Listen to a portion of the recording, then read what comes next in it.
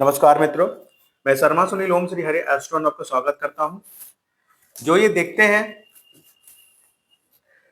वो ये है नहीं, और जो ये हैं वो दिखते नहीं। एक ऐसी पर्सनालिटी जिसका एक ड्यूल मोड होता है, यानी कि दोहरे स्वभाव वाली पर्सनालिटी, ड्यूल नेचर राशि, जिसके दो नेचर कहे गए हैं, दुनिया के सामने कुछ और अकेले में कुछ और। जी हाँ, आज हम बात करने वाले हैं ऐसे ही शख्सियत की, यानी कि वर्गो असेंडेंट की, कन्या लगन अथवा कन्या राशि वालों की। कन्या लगन के जो लोग होते हैं वो कैसे होते हैं, उनमें क्या विशेषताएं होती हैं, क्या गुण, क्या अवगुण, कैसा नेचर, इन सब की बात पहले ही कर लेते हैं। देखिए मित्रों, वर्गो आई मीन टू से कन्या काल पुरुष की कुंडली का जो छठा भाव होता है, वो छठे भाव में 6 नंबर अंकित होता है, और ये 6 नंबर डिनोट करता है वर्गो असेंडेंट अथवा वर्सो वर्गो जोडिक साइन, यानी कन्या राशि को। ये एक द्विस्वभाव राशि है, आई मीन टू से डुअल नेचर राशि है। एयर एलिमेंट है इसका, एयर एलिमेंट है इसका, और हवा के वेग की तरह तेज लोग होते हैं ये। इनके जो ऑनर होते हैं वो the one and only one mercury होते हैं। इसलिए मरकरी आ गए, वहां बुद्धि आ गई, वहां भाड़ी आ गई, वहां आपका चातुर्य आ गया, वहां बुद्धि आई मीन टू से बुद्ध एक राजकुमार होते हैं, एक मतलब ऐसे लोग जो दूसरों के रंग में ढल जाते हैं, दूसरों के रंग में रंग जाते हैं, या दूसरों को देखकर वैसा बनना चाहते हैं, इस तरीके की शख्सियत होती है। क्योंकि बुद्ध की खास ये बात होती है, ये खास जो है इनकी विशेषता होती है कि जन्म पत्रिका में अगर जब भी ये अकेले पाए जाते हैं तब ये अपना प्रभाव देते हैं, लेकिन जब भी किसी भी ग्रह के साथ ये अगर बैठक कर लेते हैं तो ये उसी की जैसे हो जाते हैं। वही नेचर, वही प्रभाव कन्या लगन के लोगों का ही होता है। अब देखिए, यहां पर बुध है, बुध वाणी के कारक हो गए, बुद्धि के कारक हो गए, बुध यहाँ व्यापार के कारक भी हो गए, यानी कि ऐसे लोग बिजनेस माइंडेड होते हैं। ऐसे लोग बहुत अधिक बोलते हैं, वेरी टॉकेटिव पर्सन होते हैं। लेकिन एक खास बात पता है क्या है, जो वर्गो लगन का फीमेल्स पर्सन होता है ना, वो बड़ा बस्टेड होता है, मतलब बहुत बस्टेड लोग होते हैं। मतलब बस्टेड का मतलब बजटेड, यानी आई मीन टू से कोई काम करना है ना तो उसमें कितना खर्चा होगा, कितना नहीं होगा, कितना हम बचा सकते हैं, और कितना हम मिनिमम एक्सपेंडिचर में हम वो काम कर सकते हैं, इस तरीके का एक खास नेचर इनके अंदर होता है। तो अगर वर्गो वाले फीमेल्स होते हैं ना, तो वो एक अपने घर को चलाने के लिए एक अच्छी एक एक गुड हाउसवाइफ कह सकते हैं, या फिर अगर वर्किंग में भी है तो एक वो फीमेल्स जो बहुत कम पैसे में अपना घर चला लेते हैं, उस तरीके की शख्सियत वर्गो असेंडेंट की प्रमुख एक विशेषता है।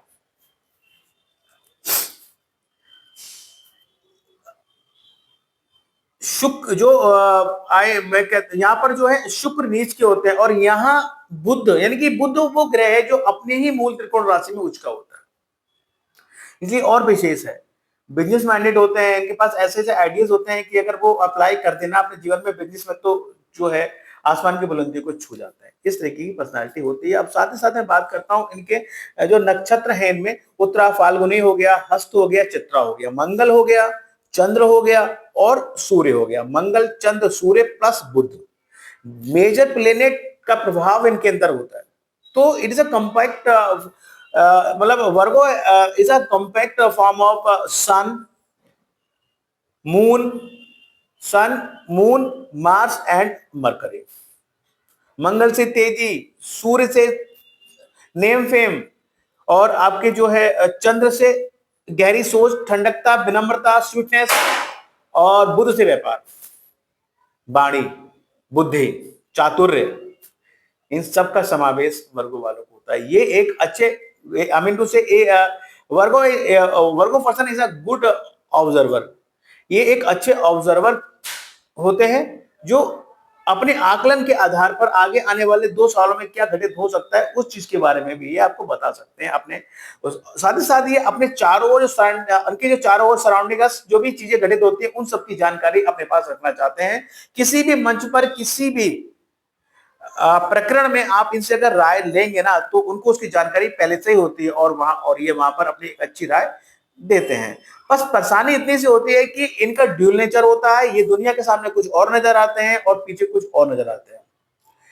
कहीं ना कहीं एक कंफ्यूजन की, एक असमंजस की स्थिति इनके साथ रहती ही रहती है। अधिक बात करते हैं, अधिक दोस्त बनाते हैं, आई मीन टू से अधिक बात करते हैं तो अधिक मित्र बनते हैं, और उन्हीं में से दो चार लोगों को इनकी बातें कड़वी लगती हैं और वो इनके सामने एज अ एनिमिटी खड़े हो जाते हैं और उनको परेशानियां देते देते हैं।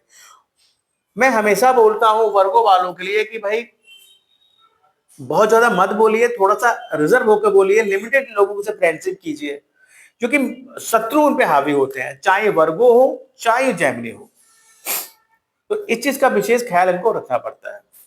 तो ये तो एक इंट्रोडक्शन रहा वर्गो क्या, कन्या लगन या कन्या राशि के लोग कैसे होते हैं। अब हम बात करते हैं अपने मूल जो टॉपिक है कि नवंबर 2025 का जो ग्रहों का गोचर है वो कन्या लगन अथवा कन्या राशि वालों के लिए कैसे रहने वाला है। तो मित्रों हम अपना टॉपिक स्टार्ट करते हैं। देखिए आपके वर्क चार्ट के फर्स्ट हाउस में जो भी नंबर राशि पड़ी हुई है, अगर वहां पर 6 नंबर पड़ा है तो आप वर्गो असेंडेंट है, आप कन्या लगन के जातक है। अब देखिए बात करते हैं आपके लग्नेश की। लग्नेश बैठे हैं आपके थर्ड हाउस में मार्च के साथ एनिमिटी साइन में, एनिमिटी एनिमिटी प्लेनेट के साथ, यानी कि एनिमी के घर में एनिमी के साथ बैठे हैं, पीड़ित हैं भाई। और यहां देखिए कब तक बैठे हैं, ये जो है बुध की बात करते हैं तो बुध जो है 12 नवंबर 2025 तक वृश्चिक में है। उसके बाद ये रेट्रो हो जाएंगे 28 नवंबर तक, फिर ये चले जाएंगे आपके तुला में। उसके बाद फिर ये डायरेक्ट हो जाएंगे। तो ओवरऑल मैं कहूँ कि जो बेफजूल की यात्रा वगैरह हो सकती है दुश्मन के साथ, कहीं ना कहीं प्रोफेशन में ऐसी स्थिति बन सकती है कि भाई आप जिनको पसंद ना करते हो या जिनके साथ आपके वाद विवाद रहते हैं, बॉस ने कह दिया तुम लोग जाइए और ये एक प्रोग्राम है या एक ट्रेनिंग है या फिर कोई ऐसा अर्जेंट काम है कि आपको बाहर जाकर किसी और ऑफिस संपर्क करना है, इस तरीके से कुछ मतलब कोई भी प्रोफेशन के पॉइंट ऑफ व्यू से ऐसे व्यक्ति के साथ आप जा सकते हैं जिससे आपके विचारों का तालमेल नहीं बैठता है। तो आप उस पूरी यात्रा में अपने आप को अनकंफर्टेबल महसूस कर सकते हैं। इस तरीके की चीजें यहाँ हो सकती हैं। लेकिन अगर आप इसके अलावा आप थर्ड हाउस से रिलेटेड जो भी काम करते हैं उसमें भी कहीं ना कहीं थोड़ा सा आपको कहते हैं ना कि अचानक से कोई समस्या आए, अचानक से कोई ऐसी चीजें, कोई फैसले लेने पड़ जाए, या फिर मन मुटाव या फिर मन ना लगना, इस तरह की चीजें रह सकती हैं। इसके अलावा देखिए इस पीरियड में आप पूरी कोशिश करेंगे कि आपके छोटे भाई बहनों के साथ आप अच्छे से बिहेव करें। लेकिन मैं आपको बता दूं कि आप लोग अगर छोटे भाई बहन या पड़ोसी होते हैं ना तो उनसे कहीं ना कहीं आपका वैचारिक मतभेद अवश्य ही रहता है और जीवन पर्यंत रहता है। और ये सिचुएशन है यहाँ थोड़ा ज्यादा रहेगा, आपको थोड़ा सा संभालिएगा अपने आप को। बात करते हैं आपके सेकंड हाउस की। सेकंड हाउस में 12th लॉर्ड बैठे हैं नीच के होकर, यानी कि धन का जो व्यय होगा वो शायद अच्छे कामों में ना हो। वीनस बैठे हैं यहाँ पर, आपके भाग्य के स्वामी भी बैठे हैं, तो कहीं ना कहीं अब वो अपनी राशि में बैठे हैं। यहाँ भी सन की स्थिति देखिए कैसी है। सन एनिमी एनिमी घर में है और एनिमी के साथ है, तो सन में यहाँ अच्छी पोजीशन नहीं है। लेकिन क्योंकि यहाँ पर एक बुरे घर के स्वामी हैं, बुरे घर के स्वामी का पीड़ित होना कहीं ना कहीं हमारे एस्ट्रोलॉजी में अच्छा माना जाता है कि धन के पॉइंट ऑफ व्यू से आपके लिए बेहतर है।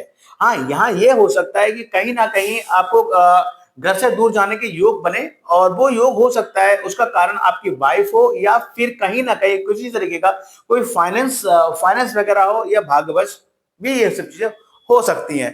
धन, भाग्य और परिवार से दूरी, ये सब हो सकता है। अगर मैं कहूं कि फाइनेंशियली पॉइंट ऑफ व्यू से ये पीरियड आपके लिए अच्छा रहने वाला है। पिता का स्वास्थ्य बिगड़ सकता है, पिता से दूर जा सकते हैं, पिता से मतभेद हो सकते हैं, या पिता परिवार से दूर जा सकते हैं। इस तरह की चीजें भी यहाँ रह सकती हैं। थोड़ा सा इस पीरियड में देखिए पिता से मनमुटाव ना कीजिएगा, ना कोई आर्गुमेंट कीजिएगा, और हो सके तो आप नित्य जो है जल अर्पित करें, क्योंकि धन के भाव में आए हुए हैं आपके व्यय भाव के स्वामी। तो अचानक से व्यय, अचानक से खर्चे, अचानक से पिता का स्वास्थ्य बिगड़ सकता है, उसमें मेडिकल खर्चे रह सकते हैं, या हो सकता है कि अगर आप व्यापार करते हैं तो कहीं ना कहीं प्रशासन या सरकार की ओर से कोई जुर्माना आप पर लग सकता है। इस तरह की चीजें भी रह सकती हैं। लेकिन यहाँ पर अगर आप विदेश से जुड़े हुए हैं या आप विदेश में सेटल हैं तो फिर यहाँ पर ये ये चीजें थोड़ा सा अपोजिट हो जाएंगी, कहीं ना कहीं धन की वृद्धि, फाइनेंशियल पॉइंट ऑफ व्यू से योग अच्छा रहेगा। लेकिन यहाँ बैठकर भाग्य के स्वामी वीनस चीजों को संभालेंगे। बात और पत्नी हाँ यहाँ पर कारक हो सकती है धन वृद्धि का। बात करते हैं थर्ड हाउस की। थर्ड हाउस में मार्स और मरकरी बैठे हैं, छोटी यात्राएं होंगी, यात्रा में मन ना लगे, पॉसिबल है। ये यात्राएं आपके प्रोफेशन, आपको नौकरी को, आपके व्यापार को लेकर हो सकती है। बात करते हैं आपके फोर्थ हाउस की। फोर्थ लॉर्ड बैठे हैं आपके 11th हाउस में उच्च होकर बैठे हैं। जुपिटर क्या है? जुपिटर आपके फोर्थ और सेवंथ लॉर्ड है। फोर्थ और सेवंथ लॉर्ड का उच्च का होकर 11th हाउस में बैठना, पता है क्या, ये योग बहुत अच्छा है। मोर देन वन प्रॉपर्टी का योग है। नए व्यापार के ऑफर आपको आ सकते हैं, न्यू इनकम रिसोर्सेस आपको मिल सकते हैं, ऑफर्स मिल सकते हैं। कहीं ना कहीं ऐसे व्यापार के ऑफर्स आ सकते हैं जो आपको पसंद आए और उस पर आप काम करेंगे तो आपको इनकम प्राप्त हो। मतलब इनकम के पॉइंट ऑफ व्यू से जुपिटर की पोजीशन आपकी बहुत अच्छी है। सुखों में वृद्धि करेंगे, प्रॉपर्टी में वृद्धि करेंगे, वाहन में वृद्धि करेंगे। ओवरऑल ये पोजीशन बहुत अच्छी है आपकी जुपिटर की। इसके अलावा देखिए सेवेंथ लॉर्ड भी है, यानी कि पार्टनरशिप बिजनेस अगर है तो उसमें वृद्धि यहाँ हो रही है। पत्नी की वजह से कहीं ना कहीं धन की वृद्धि होगी, मित्र सहयोग रहेंगे, सहयोगी रहेंगे, बड़े भाई बहनों का पूरा सहयोग मिलेगा।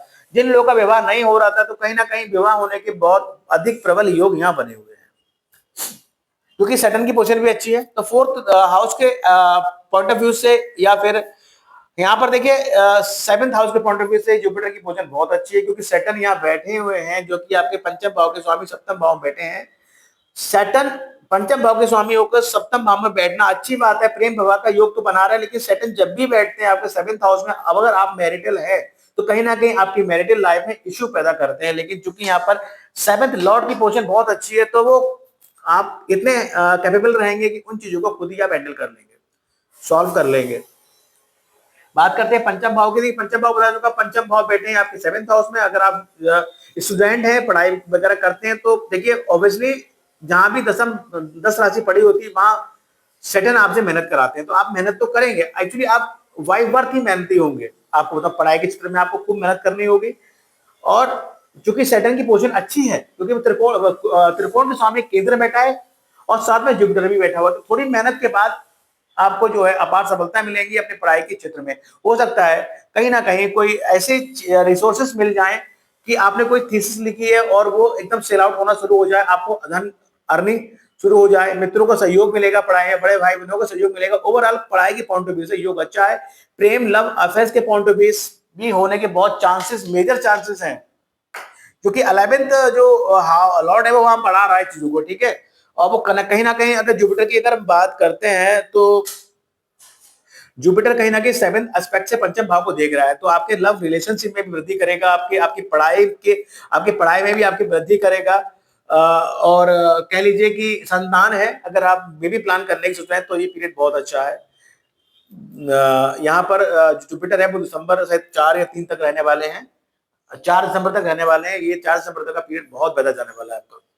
बात करते हैं आपके 6 हाउस की। 6 हाउस में राहु बैठे हुए हैं। जो लोग नौकरी की तैयारी कर रहे थे या स्पेशली विदेश जाकर नौकरी करने की तैयारी कर रहे हैं तो उसके लिए बहुत अच्छा ही होगा। राहु यहाँ बैठकर आपके 10th, आपके 12th और आपके सेकंड हाउस को कनेक्ट करते हैं। तो कंपटीशन के पॉइंट ऑफ व्यू से जब भी ऐसा जातक जिसके 6 हाउस में राहु है, अगर वो कहीं भी कंपटीशन की भावना से अगर कोई भी काम करेगा तो जीवन में अपार सफलता है उसको मिलेगी, उसको कोई पछाड़ नहीं सकता, कोई हरा नहीं सकता।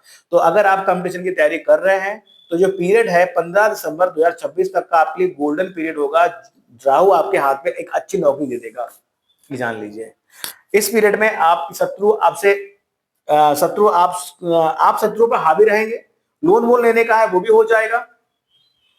ओवरऑल 6 हाउस से रिलेटेड जितने भी कष्ट भी अगर आपको होने हैं तो उनको भी आप कंट्रोल कर पाएंगे और नौकरी के लिए उत्तम योग बना ही बना है। बात करते हैं आपके 7th हाउस की। पंचम भाव का स्वामी 7th हाउस में बैठा है। आपकी लव रिलेशनशिप या कह लीजिए आपकी मैरिटल लाइफ की बात करता हूँ। 7th हाउस विवाह का होता है और पंचम भाव प्रेम का होता है, तो आपकी मैरिटल लाइफ है वहां आपके लिए अच्छा योग बना हुआ है, क्योंकि 7th लॉर्ड बैठे हैं आपके 11th हाउस में। बहुत बढ़िया योग बना हुआ है। सैटर्न हालांकि थोड़ी सी दूरियां तो करते ही हैं, लेकिन वो सब दूरियां जब तक जुपिटर अच्छी पोजीशन में है कोई भी अप्लाई नहीं हो पाएंगी। पार्टनरशिप बिजनेस के लिए अच्छा योग है। मैरिटल लाइफ के लिए बेहतर योग है। बात करते हैं आपके एर्थ हाउस की। एर्थ लॉर्ड बैठे हैं आपके थर्ड हाउस में। अगर आप अष्टम हाउस से रिलेटेड कोई भी काम कर रहे हैं, इंश्योरेंस का काम कर रहे हैं, मेडिकल फील्ड में है, ऑकल्ट है, जुड़े हुए रिसर्चर हैं, आपकी इंडस्ट्रीज हैं, तो कहीं ना कहीं उसके दौरान आपको छोटी मोटी यात्राएं उस काम के दौरान होंगी और वहां आपको अच्छा प्रॉफिट मिलेगा। ओवरऑल ये योग अच्छा है। पेरेंटल प्रॉपर्टी के लिए थोड़ी मेहनत करने के योग यहाँ दिख रहे हैं।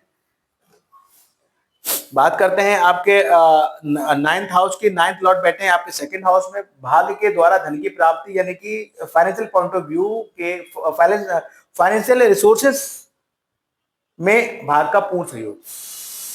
लंबी यात्राएं होंगी परिवार के साथ।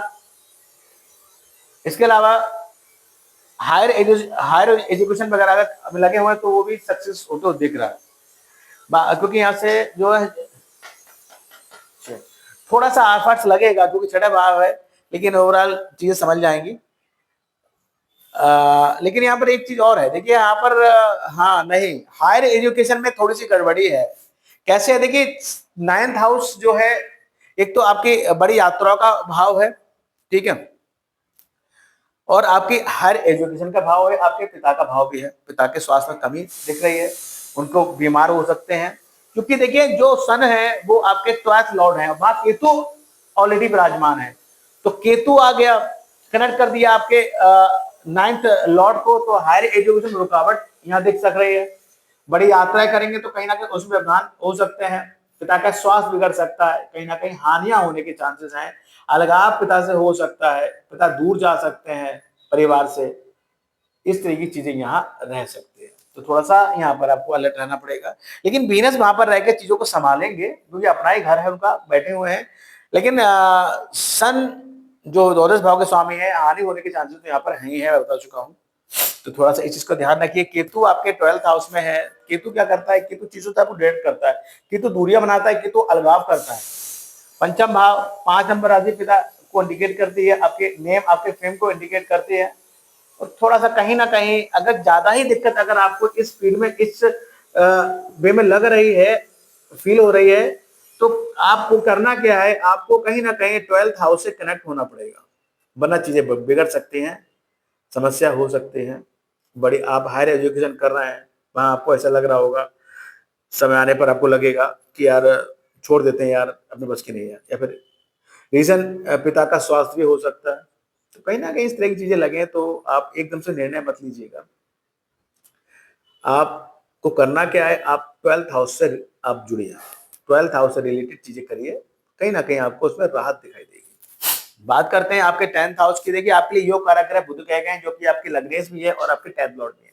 10th लॉर्ड का आपके 3rd हाउस में बैठना बहुत ज्यादा अच्छा तो नहीं है, लेकिन इसमें मैं ये कहूंगा कि कहीं ना कहीं यात्रा वगैरह रह सकती है, और यात्रा भी जो है अचानक से हो सकती है, क्योंकि जो है 10th से 3rd जब भी एक्चुअली नौकरी प्रोफेशन में मन नहीं लगेगा आपको, स्पेशली यहाँ पर इस महीने थोड़ा दिक्कत रहेगी आपको। उसके बाद जैसे ही ये जो है बुध आपके 4th हाउस में आएंगे, देन चीजें सुधरेगी। बात करते हैं 11th हाउस। 11th हाउस बहुत अच्छा भाव है, यहाँ जुपिटर बैठे हैं उच्च के होकर, यानी कि 4th लॉर्ड और 7th लॉर्ड बैठे हैं, यानी कि सुखों के पॉइंट ऑफ व्यू से, माता के पॉइंट ऑफ व्यू से, प्रॉपर्टी के पॉइंट ऑफ व्यू से, वाहन के पॉइंट ऑफ व्यू से, पार्टनरशिप बिजनेस के पॉइंट ऑफ व्यू से, मैरिटल लाइफ के पॉइंट ऑफ व्यू से, द वेरी गुड योग। आप बिल्कुल निश्चित रहिए, खूब अच्छा पीरियड जुपिटर यहाँ पर आपका बिताएगा, आपको अच्छे फल देगा, अच्छे प्रभाव देगा 4 दिसंबर तक का जो पीरियड है। बात करते हैं 12th हाउस की। केतु बैठे हुए हैं। केतु का 12th हाउस में बैठना, कहते हैं कि जिसके बर्थ चार्ट में केतु 12th हाउस में बैठ जाता है तो ऐसा माना जाता है उसका ये आखिरी जन्म है, उसके बाद जो है इसको मुक्ति मिल जाएगी। इस तरीके की शास्त्रों में वर्णित है चीजें। लेकिन केतु 12th में क्या करता है, केतु 12th में करता है ना, केतु एक केतु यहाँ से कनेक्ट कैसे करेगा, केतु यहाँ से कनेक्ट करेगा आपको कहीं ना कहीं आपके पंचम भाव को कनेक्ट करेगा, छठे भाव को कनेक्ट करेगा और अष्टम भाव कनेक्ट करेगा। पंचम भाव कनेक्ट करेगा तो कहीं ना कहीं क्या करेगा कि यार संतान से दूरी बनाएगा, ये संतान विदेश जा सकती है, ऐसा हो सकता है। ये छठे भाव से कनेक्ट करेगा तो कहीं ना कहीं आपको रोग ऋण बढ़ाएगा, या फिर ऐसा पॉसिबल है कुछ ऐसा योग अगर जन्मपत्रिका में आपके है और कहीं ना कहीं आप अगर कोर्ट कचहरी का काम कर रहे हैं तो फिर वहां चीजें थोड़ी सी कम नेगेटिव कम देगा। या यहाँ फिर आपके ये अष्टम भाव जोड़ेगा तो कहीं ना कहीं अचानक से जो है हानियां, अचानक से व्यय, इस तरह की चीजें यहाँ दे सकता है केतु। तो केतु अगर नेगेटिव इम्पैक्ट दे रहा है, इफेक्ट दे रहा है, तो आप निसंदेह इसकी रेमेडी अवश्य करें। अब देखिए राशियां बदल रहे हैं कुछ ग्रह। सूर्य की बात करें, सूर्य 16 नवंबर को जो है वृश्चिक में आ जाएंगे। सूर्य जो है तुला में है, वृश्चिक में आ जाएंगे, थर्ड हाउस में आ जाएंगे। तो ये इसमें क्या होगा, थर्ड हाउस में जब आ जाएंगे तो कहीं ना कहीं पराक्रम का व्यय, ठीक है, यात्राएं कराएंगे, ये छोटी मोटी यात्राएं बहुत कराएंगे आपको, और पिता को लेकर यात्रा भी हो सकती है। छोटे भाई बहनों, नेबर्स से बातचीत में कमी, दूरियां, इस तरह की चीजें रह सकती हैं। बात करते हैं आपके शुक्र की। शुक्र देखिए 1 नवंबर तक कन्या में थे, यानी कि भाग का स्वामी 1 नवंबर तक, 1 नवंबर तो महीने का पहला दिन होगा, उसमें तो ये आपके लगन में रहेंगे बहुत अच्छा है। उसके बाद ये आपके सेकंड हाउस में आ जाएंगे, इसके बारे में बता चुका हूँ, शनि के साथ आ जाएंगे, अपने से जो है छठे हो जाएंगे। और हाँ, और उसके अलावा जो है 26 नवंबर से ये वृश्चिक में चले जाएंगे। 26 नवंबर से वृश्चिक में जब चले जाएंगे तब थोड़ी चीजें यहाँ पर सही होती दिखेंगी, भाग जागृत होगा, और कहीं ना कहीं यात्रा वगैरह जो आप करेंगे उससे आपको फाइनेंशियली जो है लाभ होगा। देखिए अब बात करते हैं आपके लिए क्वालिटीज की। आप बस्टेड पर्सन है, मैं बोल चुका हूँ आपके लिए। अगर लकी राशियां टॉरस और कैप्रिकॉर्न है, बात करते हैं हेल्थ इशू की। 1, 27 और 28 नंबर 3 तिथियों में आपको स्वास्थ्य ज्यादा डाउन दिखेगा। स्ट्रेस 4 और 5 नवंबर को अधिक रहने वाली है। एक्सपेंसिव टाइम 12, 13, 14 नवंबर ज्यादा ही वो दिन है, 12, 13, 14 नवंबर, जिस दिन अधिक खर्चा हो सकता है। अब देखिए बात करते हैं रेमेडीज की, उपचार की। देखिए राहु आपके छठे भाव में है, ये प्लेसमेंट राहु का बहुत अच्छा है। ये प्लेसमेंट जो है इन द सेंस ऑफ गोचर है, लेकिन आपकी जन्म पत्रिका में राहु अगर अच्छा नहीं है और आपको नेगेटिव इम्पैक्ट दे रहा है, तो उसकी रेमेडी आप करने के लिए मैं हमेशा बोलता हूँ, आप अमावस्या जो 20 नवंबर को है, इस दिन सुबह जल्दी उठिए, ब्रह्म मुहूर्त में उठिए, श्री विष्णु सहस्त्रनाम का पाठ कीजिए और बहते जल में नारियल को प्रवाहित कीजिए। अगर आसपास नहर की व्यवस्था नहीं है तो यथा सामर्थ्य नारियल मंदिर में दान कर सकते हैं, या इसके अलावा इस दिन पितरों के निमित्त आप दक्षिण दिशा में खड़े होकर जलांजलि दीजिए, या फिर ब्राह्मणों को भोजन कराइए, या फिर जरूरतमंद की आप मदद करें। ये सब करने से कहीं ना कहीं राहु की नेगेटिविटी यहाँ कम हो सकती है। ये सब अगर नहीं भी कर सकते हैं तो घर में पूजा, घर में जो घर मंदिर है उसमें आप कपूर की फ्रेग्रेंस लीजिए, आसपास कोई मंदिर है उसमें सफाई वफाई कर दीजिए। ये सब राहु की रेमेडीज रहेंगी। बात करते हैं केतु की रेमेडीज की। केतु 12th हाउस में है और केतु यहाँ पर बैठकर आपको नुकसान दे रहा है, ये तो आप आध्यात्मिक हो जाइए। उसकी सीधी सी एक रेमेडी है कि आप आध्यात्मिक हो जाइए, आप स्पिरिचुअलिटी को ज्वाइन कर लीजिए, फिर देखिए सारी फसाद ही खत्म हो जाएगी। अगर ऐसा नहीं कर पाते हैं तो आप कहीं ना कहीं मंदिर पर कोई ध्वजा आप दान कीजिए, मंदिर पर ध्वजा लगा दीजिए, ठीक है, या फिर आप कोई स्पिरिचुअल बुक आप ले लीजिए, दिन में थोड़ा समय निकाल कर उसको पढ़िए, ये सब। या फिर डॉग फीडिंग करा दीजिए आप शनिवार को स्पेशली। तो ये सब केतु के नेगेटिव इंपैक्ट कम करने की छोटी छोटी रेमेडीज है जो हम अपने दैनिक जीवन में शामिल कर लेते हैं, तो फिर कोई दिक्कत नहीं, अच्छा इनसे इफेक्ट मिलेगा।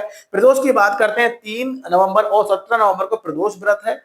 आपको 11th हाउस से रिलेटेड समस्याएं, मित्रों से जो है आपकी अच्छी नहीं बनती है, बड़े भाई बहनों के साथ वाद विवाद है, या फिर बहुत एफर्ट्स करते हैं, इनकम नहीं हो रही है, तो आप निसंदेह प्रदोष व्रत करें। 3 और 17 नवंबर को जो है इतना उपवास करिए, शिव जी का, शिवालय जाइए, वहां जलाभिषेक कीजिए और वहां बैठकर एक माला पंचाक्षर मंत्र ओम नमः शिवाय का जाप आप अवश्य करें। इसके अलावा चतुर्थी की बात करें, 8 नवंबर को जो है चतुर्थी, गणेश चतुर्थी है, और संकष्टी चतुर्थी है, और 24 नवंबर को विनायक चतुर्थी है। अब देखिए आपके योग कारक ग्रह बुध है, आपका स्वास्थ्य का इशू है, आपके प्रोफेशन का अगर इशू है, तो निसंदेह मैं आपको आंख मूंद करके ये बोल रहा हूं कि आपका योग कारक ग्रह बुध है। आप सदैव गणेश उपासना करें, आप ये संकष्टी और विनायक चतुर्थी का सदैव व्रत रखिए, उपवास रखिए। इस दिन आप मंदिर तो जाएं गणेश भगवान के, इसके इत्र आप हर बुधवार को भी आप गणेश मंदिर जाइए, उनको लड्डू का भोग लगाइए, चरणों में दुर्वा अर्पित करिए, उनकी पूजा अर्चना कीजिए, क्षमा याचना कीजिए।